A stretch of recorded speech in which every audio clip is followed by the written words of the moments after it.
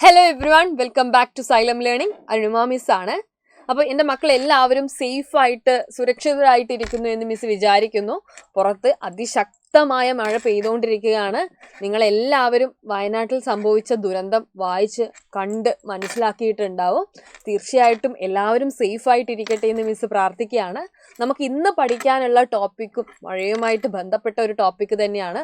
നിങ്ങൾക്ക് എല്ലാവർക്കും അറിയുന്ന ഒരു കാര്യമാണ്, നമ്മുടെ രണ്ടാമത്തെ ചാപ്റ്റർ ആയിട്ടുള്ള മാറ്റത്തിൻ്റെ പൊരുൾ, ദ എസെൻസ് ഓഫ് ചേഞ്ച് എന്നുള്ള ചാപ്റ്ററിൽ മഴ എങ്ങനെയാണ് ഉണ്ടാകുന്നത് എന്നതിനെക്കുറിച്ച് വളരെ ഡീറ്റെയിൽഡ് ആയിട്ട് പറയുന്നുണ്ട്. നിരവധി തവണ എക്സാമിന് ചോദിക്കുന്ന ഒരു ക്വസ്റ്റ്യനും കൂടെയാണ്. അവസ്ഥാ മാറ്റവുമായി ബന്ധപ്പെട്ട് മഴ ഉണ്ടാകുന്നത് എങ്ങനെയാണെന്ന് വിശദീകരിക്കാൻ വേണ്ടിയിട്ട്. അപ്പം മിസ് ഇന്ന് നിങ്ങൾക്ക് പറഞ്ഞു തരാൻ വേണ്ടി പോകുന്നതും ഈ സെയിം ടോപ്പിക് തന്നെയാണ്.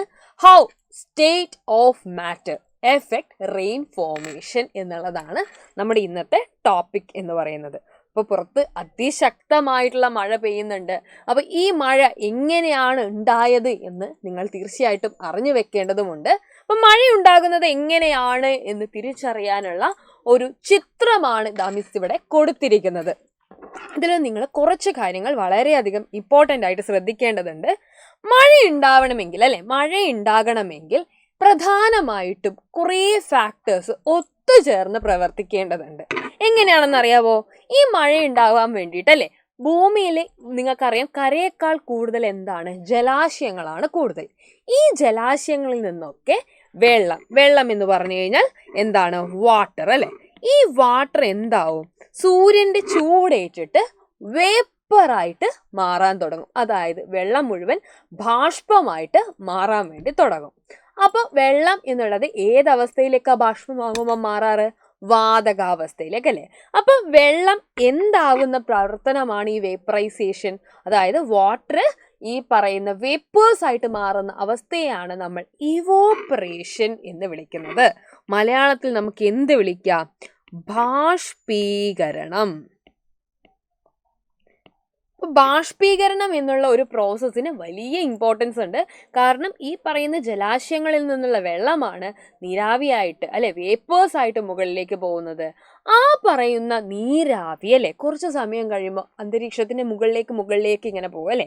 എന്നിട്ട് അവരെന്തായിട്ട് മാറും? മഴമേഘങ്ങളായിട്ട് മാറും, ക്ലൗഡ്സ് ആയിട്ട് മാറും. ഈ ക്ലൗഡ്സ് എന്ത് ചെയ്യണം? കുറച്ച് കഴിഞ്ഞാൽ തണുക്കണം. ഈ ക്ലൗഡ്സ് തണുക്കുന്ന പരിപാടിയാണ്. അതായത് മോയ്സ്ചറിൽ നിന്ന് ക്ലൗഡ് ഉണ്ടായി, ആ ക്ലൗഡ് തണുക്കുന്നതിനെയാണ് നമ്മൾ എന്ത് പറയാറ്? കണ്ടൻസേഷൻ അഥവാ സാന്ദ്രീകരണം എന്ന് നമ്മൾ പറയുന്നത്.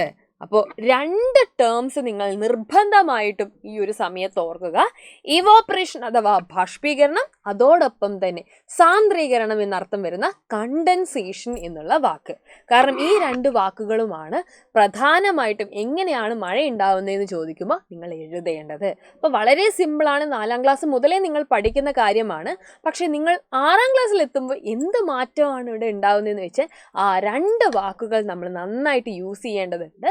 ബാഷ്പീകരണവും അതേപോലെ തന്നെ സാന്ദ്രീകരണം. അത് എഴുതിയെങ്കിൽ മാത്രമേ നിങ്ങൾക്ക് എന്ത് ചെയ്യുള്ളൂ? മാർക്ക് കിട്ടുകയുള്ളൂ. അപ്പോൾ ചില ആളുകൾക്ക് മഴമേഘങ്ങൾ തണുത്തിട്ട് അല്ലെ, തണുക്കുന്നതാണ്, സാന്ദ്രീകരിക്കുന്ന ഒരു പ്രവർത്തനമാണ്, മേഘരൂപീകരണത്തിന്റെ സമയത്ത് ഉണ്ടാവുന്ന പ്രവർത്തനമാണ് സാന്ദ്രീകരണം എന്നുള്ളത് എല്ലാവരും എന്ത് ചെയ്യുക? ഓർത്ത് വെക്കുക. അപ്പം മഴയെക്കുറിച്ചുള്ള ഒരു കാര്യം നമ്മൾ പഠിച്ചു അല്ലേ. അപ്പം നന്നായിട്ട് ഇത് ഓർത്ത് വെക്കുക. ഒരുപാട് പ്രാവശ്യം ഓണപരീക്ഷയ്ക്ക് ചോദിച്ച ഒരു ചോദ്യമാണ്. എല്ലാവർക്കും മനസ്സിലായെന്ന് വിചാരിക്കുന്നു. അടുത്ത ദിവസം മറ്റൊരു വീഡിയോ ആയിട്ട് വീണ്ടും കാണാം. ബൈ.